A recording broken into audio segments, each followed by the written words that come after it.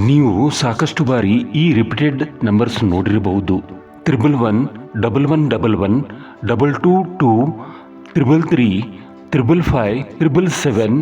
ಇವುಗಳನ್ನು ನೀವು ನೋಡಿದರೆ ಥ್ಯಾಂಕ್ ಯು ಯೂನಿವರ್ಸ್ ಅಂತ ಹೇಳಿ ಮುಂದೆ ಸಾಗಿ. ಅದರಲ್ಲೂ ನನಗೆ ಸಾಕಷ್ಟು ಬಾರಿ ಈ ರಿಪೀಟೆಡ್ ನಂಬರ್ಸ್ ಕಂಡಿದ್ದೂ ಇದೆ. ನನಗೆ ಮಾತ್ರ ಒಳ್ಳೆಯದೇ ಆಗಿದೆ. ಇವತ್ತಿನ ವಿಡಿಯೋ ತುಂಬ ಜಾಸ್ತಿನೇ ಸ್ಪೆಷಲ್ ಆಗಲಿದೆ. ಏಕೆಂದರೆ ಈ ಡೇಟ್ಗೋಸ್ಕರ ನಾನು 1 ವರ್ಷದಿಂದ ಕಾಯ್ತಾ ಇದ್ದೆ. ಪ್ರತಿ ವರ್ಷ ಈ ತಾರೀಕಿಗೆ ಕಾಯ್ತೀನಿ. ಈ ಪೋರ್ಟಲ್ಗೋಸ್ಕರ ನಿರೀಕ್ಷೆ ಮಾಡ್ತಾ ಇದ್ದೆ. ಇದು ಪೋರ್ಟಲ್ 1111 11 ಅಂದರೆ 11ನೇ ತಾರೀಕು ನವೆಂಬರ್, 11th of November. ಈ ಪೋರ್ಟಲ್ನಿಂದ ಬಹಳಷ್ಟು ನಮಗೆ ಒಳ್ಳೆಯದೇ ಆಗಲಿದೆ. ಸಾಮಾನ್ಯವಾಗಿ 1 ವರ್ಷದಲ್ಲಿ 3 ಪೋರ್ಟಲ್ಸ್ ಇರುತ್ತವೆ. 8, 8, 11, 11 ಮತ್ತು 12, 12. ಒಬ್ಬರು ಪ್ರಶ್ನೆ ಕೇಳಿದ್ರು, ಈ ಪೋರ್ಟಲ್ ಅಂದರೆ ಏನು? ಪೋರ್ಟಲ್ ಅಂದರೆ ಬಾಗಿಲು. ಒಂದು ನಿರ್ದಿಷ್ಟ ಸಮಯದ ಘಟ್ಟದಲ್ಲಿ ಸ್ಥಿತಿಯಲ್ಲಿ ಬಾಗಿಲು ಓಪನ್ ಆಗುವ ಸಮಯ. ಈ ಸಮಯದಲ್ಲಿ ಒಂದು ಕಾಸ್ಮಿಕ್ ಅಲೈನ್ಮೆಂಟ್ ಫ್ರೀಕ್ವೆನ್ಸಿ ಒಂದೇ ರೇಖೆಯಲ್ಲಿ ಅಲೈನ್ಮೆಂಟ್ ಆಗಿರುವುದು, ಅಂದರೆ ಒಂದೇ ಸರಳ ರೇಖೆಯಲ್ಲಿ ಇರುವುದು. ಒಂದು ವೇಳೆ ನೀವು ಪ್ರಾಪರ್ಲಿ ಅಂದರೆ ಸರಿಯಾಗಿ ಮ್ಯಾನಿಫೆಸ್ಟ್ ಮಾಡಿದರೆ ಪ್ರಯಾಸವಿಲ್ಲದೆ ನಿಮ್ಮ ಎಲ್ಲ ಕನಸುಗಳು ವಾಸ್ತವದಲ್ಲಿ ಕೈಗೂಡುವವು. ಹಾಗೆ ನೋಡಿದರೆ 365 ದಿನ ಸಹ ಮ್ಯಾನಿಫೆಸ್ಟ್ಗೆ ಒಳ್ಳೆಯದೇ. ಆದರೆ ಕೆಲವೊಂದು ಸಮಯದಲ್ಲಿ ಎನರ್ಜಿ ಸಂಪೂರ್ಣವಾಗಿ ಸರಿ ಇರುವುದು. ನೀವು ಏನೇ ಮಾಡಿದರೂ ಎಫರ್ಟ್ಲೆಸ್ಲಿ ಆಗುವುದು. ಈ ಸಮಯದಲ್ಲಿ ನಿಮ್ಮ ಫೀಲಿಂಗ್ಸ್, ಭಾವನೆಗಳು, ಥಾಟ್ಸ್, ಆಲೋಚನೆಗಳು, ಬಿಲೀಫ್, ನಂಬಿಕೆಗಳು ಮತ್ತು ಆ್ಯಕ್ಷನ್, ಕ್ರಿಯೆಗಳು, ನೀವು ಮಾಡುವ ಕೆಲಸ ಒಂದೇ ದಿಕ್ಕಿನಲ್ಲಿ ಸಾಗಿದರೆ ಫಿಸಿಕಲ್ ಮ್ಯಾನಿಫೆಸ್ಟೇಷನ್ ಸುಲಭವಾಗಿ ಸಾಧ್ಯವಾಗುವುದು. ಹಾಗಿದ್ದಲ್ಲಿ ನವೆಂಬರ್ 11ರಂದು ನಾವು ಏನೇನು ಮಾಡಬೇಕಿದೆ? ನಾವು ಯಾವ ಆಚರಣೆ, ಕ್ರಿಯೆ ಮಾಡುವುದು ಇದೆ? ಯಾವ ತಾರೀಕಿಗೆ ಏನು ಮಾಡಬೇಕು? ಈ ಎಲ್ಲ ವಿವರ ಈ ವಿಡಿಯೋನಲ್ಲಿ ಹೇಳ್ತೀನಿ. ಈ ವಿಡಿಯೋವನ್ನು ನೀವು ಶುರುವಿನಿಂದ ಕೊನೆಯವರೆಗೆ ನೋಡಿ, ಏಕೆಂದರೆ ಯಾವುದನ್ನು ಬಿಡಬೇಡಿ. ನವೆಂಬರ್ 11ರಂದು ಈ ಪೋರ್ಟಲ್ನಲ್ಲಿ ಆಗುವ ಮ್ಯಾಜಿಕ್ಕನ್ನು 5 ಸ್ಟೆಪ್ಗಳಲ್ಲಿ ನೋಡೋಣ. ಇಲ್ಲಿ ಗಮನಿಸಬೇಕಾದ ಮುಖ್ಯ ವಿಷಯವೆಂದರೆ ಈ ಸ್ಟೆಪ್ ನಂಬರ್ 1. ಇದನ್ನು 1 ದಿನ ಮೊದಲೇ ಮಾಡುವುದು, ಅಂದರೆ ನವೆಂಬರ್ 10ರಂದು ಮಾಡುವ ಕ್ರಿಯೆ. ನಾವು ಯಾವುದಾದರೂ ಒಳ್ಳೆಯ ಕೆಲಸ ಆರಂಭಕ್ಕೂ ಮುನ್ನ ಸಂಕಲ್ಪ ಮಾಡ್ತೀವಲ್ಲ, ಅದೇ ಸಂಕಲ್ಪವೇ ನಮ್ಮ ಮೊದಲನೆಯ ಸ್ಟೆಪ್. ಸಂಕಲ್ಪ, ಉದ್ದೇಶ, ನಮ್ಮ ಕನಸುಗಳು. ನೆನಪಿರಲಿ, ಇದು 1 ದಿನ ಮೊದಲೇ, ಅಂದರೆ 10ನೇ ತಾರೀಕಿನಿಂದ ಮಾಡುವ ಪ್ರಕ್ರಿಯೆ. ಮೊದಲು ನೀವು ದಿನನಿತ್ಯ ಉಪಯೋಗಿಸುವ ಡೈರಿ ಇಲ್ಲವೇ ಹಳೆಯ ಡೈರಿ ಇಲ್ಲವೇ ಒಂದು ನೋಟ್ಬುಕ್ ತೆಗೆದುಕೊಳ್ಳಿ. ಅದರಲ್ಲಿ 1 ಅಥವಾ 2 ಪೇಜು ಇದಕ್ಕೋಸ್ಕರ ಮೀಸಲಾಗಿ ಇಡಿ. ನಿಮ್ಮ ಡ್ರೀಮ್ಸ್, ಕನಸುಗಳು, ವಿಶ್, ಬಯಕೆಗಳು 3 ಇರಬಹುದು, 30 ಇರಬಹುದು. ಆ ನಿಮ್ಮ ಡೈರಿಯಲ್ಲಿ ನೀಟಾಗಿ, ಕ್ಲಿಯರ್ಲಿ ನಿಮ್ಮ ಕನಸುಗಳನ್ನು, ಬಯಕೆಗಳನ್ನು ಬರೆಯಿರಿ. ಒಂದು ವೇಳೆ ನಿಮ್ಮ ಕನಸು ದುಡ್ಡಿನದೇ ಆಗಿದ್ದರೆ ನಿಮ್ಮ ವಾಕ್ಯ ಈ ರೀತಿ ಇರಬಾರದು, ನನಗೆ ತುಂಬ ಹಣ ಗಳಿಸಬೇಕು. ಅದರ ಬದಲಾಗಿ, ಉದಾಹರಣೆಗೆ, ನಿಮ್ಮ ವಾಕ್ಯ ಹೀಗಿರಲಿ: ಇವತ್ತು ನವೆಂಬರ್ 11, ನಾನು ಈ ತಿಂಗಳಿನಲ್ಲಿ ಈಗಾಗಲೇ ರೂಪಾಯಿ 10 ಲಕ್ಷ ಗಳಿಸಿದ್ದೇನೆ. Thank you universe. ನಿಮ್ಮ ಸಂಕಲ್ಪದ ಅಫರ್ಮೇಷನ್ ಬರೆಯುವಾಗ ಈ 4 ಪಾಯಿಂಟ್ಗಳು ಇರಲೇಬೇಕು.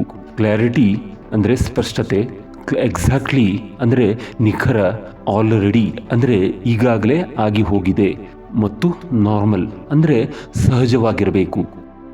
ನನ್ನ ಚಾನಲ್ಗೆ ಸಬ್ಸ್ಕ್ರೈಬ್ ಮಾಡಿ ಹಾಗೂ ನಿಮ್ಮ 3 ಜನ ಫ್ರೆಂಡ್ಸ್ಗೆ ಶೇರ್ ಮಾಡಿ. ಅವರಿಗೆ ಈ ಹೀಲಿಂಗ್ ಅವಶ್ಯಕತೆ ಇರಬಹುದು ಮತ್ತು ನಾನು 1 ಲಕ್ಷ ಜನತೆಗೆ ಸಹಾಯ ಮಾಡುವ ನನ್ನ ಗುರಿ ತಲುಪಲು ಸಹಾಯ ಆಗುತ್ತೆ. Thank you. 2ನೇ ಸ್ಟೆಪ್, ಶುದ್ಧೀಕರಣ, ಪ್ಯೂರಿಫಿಕೇಶನ್. ಈಗ ನೀವು ಒಂದು ಖಾಲಿ ಬಿಳಿ ಹಾಳೆಯನ್ನು ತೆಗೆದುಕೊಳ್ಳಿ. ನೀವು ಸ್ಟೆಪ್ ನಂಬರ್ 1ರಲ್ಲಿ ನೀವು ಬರೆದ ಎಲ್ಲ ಪ್ರತಿ ಉದ್ದೇಶ, ಸಂಕಲ್ಪ, ಕನಸು ಇವುಗಳನ್ನು ಸಾಧಿಸುವಾಗ ಬರುವ ಅಡೆತಡೆಗಳು, ಸಂಶಯ, ಅನುಮಾನ ಎಲ್ಲವನ್ನು ವಿವರವಾಗಿ ಬರೆಯಿರಿ. ಉದಾಹರಣೆಗೆ ಈ ಹಿಂದಿನ ಉದಾಹರಣೆಯನ್ನೇ ತೆಗೆದುಕೊಳ್ಳೋಣ. ನನಗೆ 10 ಲಕ್ಷ ಗಳಿಸಲು ಈ ತೊಂದರೆ ಇದೆ. ನಿಮಗೆ 30 ಆಸೆಗಳಿದ್ದರೆ 30ಕ್ಕೂ ಬರುವ ತೊಂದರೆಗಳನ್ನು ವಿವರವಾಗಿ ಬರೆಯಲೇಬೇಕು. ಇದೆಲ್ಲ ಬರೆದಾದ ನಂತರ ಒಂದು ಅರ್ಧ ಗಂಟೆ ಬಿಟ್ಟು ಒಂದು ಶಾಂತವಾದ ಜಾಗೆಯಲ್ಲಿ ಕುಳಿತು ಕಣ್ಣು ಮುಚ್ಚಿ 2 ನಿಮಿಷದವರೆಗೆ ನಿಮ್ಮ ಉಸಿರಾಟದ ಮೇಲೆ ಗಮನ ಕೊಡಿ. ನಂತರ ಈ ಎಲ್ಲ ಡೌಟ್ಸ್, ಅಡೆತಡೆಗಳು, ತೊಂದರೆಗಳು, ಕಷ್ಟಗಳು ಶುದ್ಧೀಕರಿಸಿದ್ದಾಗಿ ಅಂದರೆ ಪ್ಯೂರಿಫಿಕೇಷನ್ ಮಾಡಿದ್ದಾಗಿ ಮನಸ್ಸಿನಲ್ಲಿ ಅಂದುಕೊಳ್ಳಿ. ಈ ಎಲ್ಲ ನೆಗೆಟಿವ್ಸ್ ನಿಮ್ಮ ಮನಸ್ಸಿನಿಂದ, ನಿಮ್ಮ ದೇಹದಿಂದ ಹೊರ ಹೋಗಿದೆ ಅಂತ ಖಚಿತತೆ ನಿಮ್ಮ ಮನಸ್ಸಿಗೆ ನೀವೇ ಮಾಡಿಕೊಡಬೇಕು. ನೀವು ಹಿಂದೆಂದೂ ಮಾಡಿರಲಾರದ ಕ್ರಿಯೆ ಇವತ್ತು ಮೊದಲು ಬಾರಿ ನೀವು ಮಾಡಿದ್ದೀರಿ. ಇಂತಹ ಮಹತ್ವದ ಕೆಲಸ ಮಾಡಿದ್ದಕ್ಕೆ, ಇದಕ್ಕೆ ಪ್ರತಿಯಾಗಿ ನಿಮಗೆ ನೀವೇ ಥ್ಯಾಂಕ್ಸ್, ಧನ್ಯವಾದ ಹೇಳಿ. ನಂತರ ಈ ಅಡೆತಡೆ ತೊಂದರೆಗಳನ್ನು ಬರೆದ ಪೇಜನ್ನು 1 ಅಥವಾ 2 ಇರಬಹುದು, ಅದನ್ನು ಸುರಕ್ಷಿತವಾಗಿ ಸುಟ್ಟು ಹಾಕಿ. ನಂತರ ಆ ಬೂದಿಯನ್ನು ಒಂದು ಗ್ಲಾಸ್ನಲ್ಲಿ ಹಾಕಿ ಅದರ ಮೇಲೆ ನೀರನ್ನು ಹಾಕಿ ಬೆರೆಸಿ ಅದನ್ನು ಮನೆಯ ಹೊರಗಿನ ಯಾವುದಾದ್ರೂ ಮರ ಗಿಡದ ಬುಡದಲ್ಲಿ ಸುರಿದು ಹರಿಯಲು ಬಿಡಿ. ನಂತರ ನಿಶ್ಚಿಂತೆಯಿಂದ ಮಲಗಿ ನಿದ್ದೆ ಮಾಡಿ. ನಂತರ 3ನೇ ಸ್ಟೆಪ್ ವಿಜುವಲೈಸೇಷನ್, ಕಲ್ಪನೆ, ದೃಷ್ಟೀಕರಣ. ಬೆಳಿಗ್ಗೆ 11:11 ಮತ್ತು ರಾತ್ರಿ 11:11. ಬೆಳಿಗ್ಗೆ 11 ನಿಮಿಷ ಮತ್ತು ರಾತ್ರಿ ಮಲಗುವಾಗ 11 ನಿಮಿಷ ಈ ಕ್ರಿಯೆ ಮಾಡುವುದು. ಮರುದಿನ ಅಂದರೆ ನವೆಂಬರ್ 11ರಂದು ಬೆಳಿಗ್ಗೆ ಎದ್ದ ತಕ್ಷಣ ದೇವರಿಗೆ ಯೂನಿವರ್ಸ್ಗೆ ಧನ್ಯವಾದ ಹೇಳಿ. ಏತಕ್ಕಾಗಿ? ನಿಮ್ಮನ್ನು ನೀವು ಪ್ರೂವ್ ಮಾಡಲು ಮತ್ತೊಂದು ಹೊಸ ದಿನ ಕೊಟ್ಟಿದ್ದಕ್ಕಾಗಿ. ನಂತರ ನಿಮ್ಮ ಬೆಳಗಿನ ದಿನನಿತ್ಯದ ಕೆಲಸ ಮುಗಿದ ನಂತರ ಅಂದರೆ ಸರಿಯಾಗಿ ಬೆಳಿಗ್ಗೆ 11 ಗಂಟೆ 11 ನಿಮಿಷಕ್ಕೆ 11 ನಿಮಿಷಗಳ ಕಾಲ ಬಿಡುವು ಮಾಡಿಕೊಳ್ಳಿ. ಈ 11 ನಿಮಿಷದಲ್ಲಿ ಏನೇನು ಮಾಡಬೇಕು ಈಗ ಹೇಳ್ತೀನಿ. ನೀವು ಎಲ್ಲಿ ಇರುತ್ತೀರೋ ಅಲ್ಲಿಯೇ ಕುಳಿತು 3 ನಿಮಿಷದವರೆಗೆ ನಿಮ್ಮ ಉಸಿರಾಟ ಅಂದರೆ ಶ್ವಾಸ ನಿಶ್ವಾಸದ ಮೇಲೆ ಗಮನ ಕೊಡಿ. ನಂತರ 5 ನಿಮಿಷದ ಕಾಲ ನೀವು ಬರೆದ ಸಂಕಲ್ಪಗಳು, ಕನಸುಗಳನ್ನು ನಿಧಾನವಾಗಿ ಓದಿ ಅದು ಮನಸ್ಸಿನಲ್ಲಿ ಆಳವಾಗಿ ಇಳಿಯಲು ಬಿಡಿ. ನಂತರ 3 ನಿಮಿಷಗಳವರೆಗೆ ಇದರ ವಿಜುವಲೈಸೇಷನ್ ತಪ್ಪದೇ ಮಾಡಿ. ಅಂದರೆ ನಿಮ್ಮ ಎಲ್ಲ ಸಂಕಲ್ಪಗಳು, ಕನಸುಗಳು ಈಗಾಗಲೇ ಸಾಕಾರಗೊಂಡಿದ್ದು ನಿಮ್ಮ ಮನೆಯವರು, ಗೆಳೆಯರು, ಗೆಳತಿಯರು ನಿಮ್ಮನ್ನು ಅಭಿನಂದಿಸುತ್ತಿದ್ದಾರೆ. ಮತ್ತೆ ಅದೇ ರಾತ್ರಿ ಅಂದರೆ ನವೆಂಬರ್ 11ರಂದು ರಾತ್ರಿ 11 ಗಂಟೆ 11 ನಿಮಿಷಕ್ಕೆ ನೀವು ಮಲಗುವ ಹಾಸಿಗೆ ಮೇಲೆ ಕುಳಿತು ಅಥವಾ ಮಲಗಿ ಬೆಳಿಗ್ಗೆ ಮಾಡಿದ 11 ನಿಮಿಷಗಳ ವಿಜುವಲೈಸೇಷನ್ ಪ್ರಕ್ರಿಯೆ ಮತ್ತೆ ಮಾಡಿ ಮುಗಿಸಿ ನಿಶ್ಚಿಂತೆಯಿಂದ ಮಲಗಿ ನಿದ್ದೆ ಮಾಡಿ. 4ನೇ ಸ್ಟೆಪ್ ಸಮರ್ಪಣೆ, ಲೆಟ್ ಗೋ. ಮರುದಿನ ಅಂದರೆ ನವೆಂಬರ್ 12ರಂದು ಬೆಳಿಗ್ಗೆ ಎದ್ದ ನಂತರ thank you God, thank you universe, ನಾನು ಕೇಳಿದ್ದನ್ನೆಲ್ಲ ಕೊಟ್ಟಿದ್ದಕ್ಕೆ ಧನ್ಯವಾದ ಹೇಳ್ತೀನಿ ಅಂತ ಹೇಳಿ ದೇವರಿಗೆ ಸಮರ್ಪಿಸಿಬಿಡಿ. ಮತ್ತೆ ನೆನಪಿಸುವುದು ಬೇಡ. ಇನ್ನು ಮುಂದೆ ನೀವು ಬಯಸಿದ ಕನಸುಗಳನ್ನು ನಿಜರೂಪಕ್ಕೆ ತರುವ ಭಾರ ಅವನದು. ನಿಮ್ಮ ಎಲ್ಲ ಭಾರವನ್ನು ಅವನ ಮೇಲೆ ಹಾಕಿ ನಿಶ್ಚಿಂತೆಯಿಂದ ನೀವು ನಿಮ್ಮ ಕೆಲಸ ಕಾರ್ಯಗಳಲ್ಲಿ ತೊಡಗಿಸಿಕೊಳ್ಳಿ.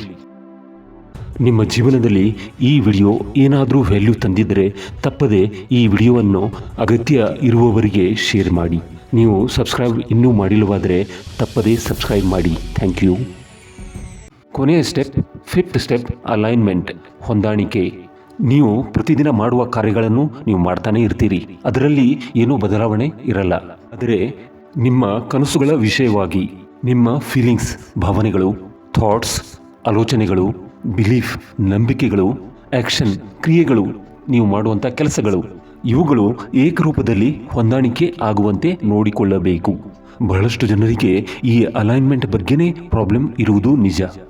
ಮೇಲಿನ ಹೇಳಿದ 3 ಪಾಯಿಂಟ್ಗಳು ಒಂದೇ ದಿಕ್ಕಿನಲ್ಲಿ ಇರುವಾಗ, ಅಂದರೆ ಫೀಲಿಂಗ್ಸ್, ಥಾಟ್ಸ್, ಬಿಲೀಫ್ ಒಂದೇ ದಿಕ್ಕಿನಲ್ಲಿ ಇರುವಾಗ ಅವಕಾಶಗಳು ಕಾಣಲು ಶುರು ಆಗುವವು. ನಿಮ್ಮ ಕಣ್ಣೆದುರಿಗೆ ಇದ್ದ ಆದರೆ ಇದುವರೆಗೆ ಮರೆಯಾಗಿದ್ದ ಜಾಬ್ ಆಪರ್ಚುನಿಟೀಸ್ ನಿಮ್ಮ ಎದುರಿಗೆ ಬಂದಂತೆ ಭಾಸವಾಗುವುದು. ಆಗ ನೀವು ಮಾಡುವ ಮೊದಲ ಮುಖ್ಯ ಕ್ರಿಯೆ, ಆ್ಯಕ್ಷನ್ ಅಂದರೆ ಈ ಅವಕಾಶಗಳನ್ನು ಹಿಡಿದುಕೊಳ್ಳುವುದು. ನಿಮಗೆ ಅರಿವಿಲ್ಲದಂತೆ ನೀವು ಆ ಬಯಸಿದ ಕನಸು ಅತ್ಯಂತ ಸಹಜವಾಗಿ ನಿಮ್ಮದೇ ಆಗುವುದು. ಇಲ್ಲಿ ನೀವು ಯಾವುದೇ ಕಷ್ಟಪಡುವ ಅಗತ್ಯವೇ ಇಲ್ಲ. ಒಂದು ವೇಳೆ ಅಲ್ಲಿ ನಿಮಗೆ ಕಷ್ಟದ ಅನುಭವ ಆದರೆ ಅದು ನಿಮಗಾಗಿ ಅಲ್ಲದೇ ಇರಬಹುದು. ಇನ್ನೂ ದೊಡ್ಡ ಅವಕಾಶ ನಿಮಗಾಗಿ ಕಾಯುತ್ತಾ ಇರಬಹುದು. ಇಲ್ಲಿಗೆ 5 ಸ್ಟೆಪ್ಗಳ ಮುಕ್ತಾಯ. ಸಂಕಲ್ಪ, ಶುದ್ಧೀಕರಣ, ವಿಜುವಲೈಸೇಷನ್, ಸಮರ್ಪಣೆ ಇವುಗಳನ್ನು ಮತ್ತೆ ಮಾಡುವ ಅವಶ್ಯಕತೆ ಇಲ್ಲ. ನಿಮ್ಮ ಕನಸು ಈಡೇರುವವರೆಗೆ ಸ್ಟೆಪ್ ನಂಬರ್ 5 ಅಲೈನ್ಮೆಂಟ್ ಅಂದರೆ ಹೊಂದಾಣಿಕೆ. ಇದನ್ನು ಮಾತ್ರ ಪ್ರತಿದಿನ ನಿಮ್ಮಲ್ಲಿ ಮಾಡಿಕೊಳ್ಳುವುದು. ಈ ಎಲ್ಲ ಸ್ಟೆಪ್ಗಳನ್ನು ಪ್ರಾಮಾಣಿಕತೆಯಿಂದ ಮಾಡಿದರೆ ನಿಮ್ಮ ಕನಸುಗಳು ಸಂಪೂರ್ಣವಾಗಿ ಸಾಕಾರಗೊಳ್ಳುವುದರಲ್ಲಿ ಬಹಳ ಸಮಯ ಹಿಡಿಯಲ್ಲ. ನಿಮ್ಮ ಯಾವುದೇ ಆಸೆ ಇರಲಿ, ದೊಡ್ಡದೇ ಇರಲಿ, ಚಿಕ್ಕದೇ ಇರಲಿ, ಅದಕ್ಕೆ ತಡೆಗೋಡೆ ಆಗುವುದು ಯಾರು ಗೊತ್ತೇ? ನೀವೇ. ಮತ್ತೆ ಬೇರೆ ಯಾರೂ ಹೊರಗಿನವರು ಅಲ್ಲ. ನೀವು ನೆಗೆಟಿವ್ ಆಗಿದ್ದರೆ ಅದು ಸಹ ಮ್ಯಾನಿಫೆಸ್ಟ್ ಆಗುವುದು ನಿಜ. ಮನುಷ್ಯ ಅಂದ ಮೇಲೆ ನೆಗೆಟಿವ್ ಬರುವುದು ಸಹಜ. ಆದರೆ ಅದರಲ್ಲಿಯೇ ಮನೆ ಮಾಡಿಕೊಂಡು ಇರುವುದು ಬೇಡ. ನಿಮ್ಮ ಜೀವನದಲ್ಲಿ ಈ ವಿಷಯ ಏನಾದರೂ ವ್ಯಾಲ್ಯೂ ತಂದಿದ್ದರೆ ತಪ್ಪದೆ ಈ ವಿಡಿಯೋ ಅಗತ್ಯವಿರುವವರಿಗೆ ಶೇರ್ ಮಾಡಿ. ನೀವು ಸಬ್ಸ್ಕ್ರೈಬ್ ಇನ್ನೂ ಮಾಡಿಲ್ಲವಾದರೆ ತಪ್ಪದೇ ಸಬ್ಸ್ಕ್ರೈಬ್ ಮಾಡಿ. Thank you. ಮತ್ತೆ ಕುತೂಹಲಕರ ವಿಷಯಗಳೊಂದಿಗೆ ಮುಂದಿನ ವಿಡಿಯೋನಲ್ಲಿ ತಪ್ಪದೇ ಭೇಟಿಯಾಗೋಣ.